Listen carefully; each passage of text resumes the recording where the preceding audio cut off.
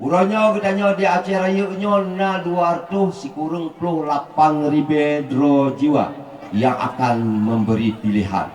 Dengan na poh paslon tente urang dran na ngekaji, na analisa, na evaluasi.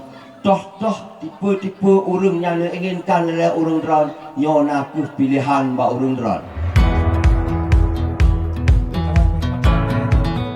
Calon Bupati Aceh Besar Adun Muklis Basyah dalam orasi politiknya mengajak masyarakat untuk menciptakan kedamaian dalam pelaksanaan pemilihan kepala daerah atau Pilkada Aceh Besar yang akan digelar pada 27 November mendatang.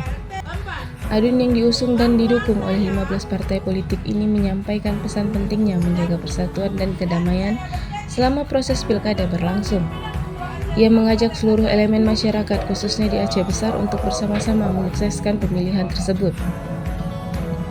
Dalam acara silaturahmi yang digelar di lapangan bola Alam Tamot Lembah Selawah, Adun Muklis Basyah menegaskan bahwa kehadirannya dalam kontensi politik kali ini didorong oleh keinginan kuat untuk memakmurkan dan mensejahterakan masyarakat di 23 kecamatan yang ada di Kabupaten Aceh Besar. Menurutnya, Pilkada adalah momen penting untuk menentukan masa depan daerah sehingga perlu dihadapi dengan bijak dan penuh kedamaian. Marilah kita bersama-sama menciptakan suasana damai dan aman di pilkada ini. Pilihan boleh berbeda, tetapi persatuan dan kesejahteraan masyarakat harus tetap diutamakan, ujar Adun dalam orasinya. Adun mewakili daripada Bamandum Rakyat Aceh Besar yang bergabung dalam koalisi malam berbahagianya ingin menyampaikan permohonan doa restu untuk sama-sama saban-sabi Gedanyo mari kita sukseskan pilkadanya baik tingkat provinsi maupun kabupaten dengan junjung tinggi hak-hak berdemokrasi.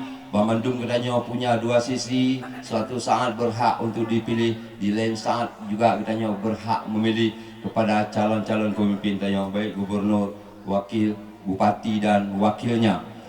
Adun dengan abati yang bahwa hana kemampuan, hana kekuatan untuk mencapai tingkat sepuncak untuk memenangkan kontestasi pilkadanya selain secara bahu-membahu dengan doa, dengan dukungan dan pilihan dari masyarakat Aceh Besar, secara khususnya di Lembah Selawah.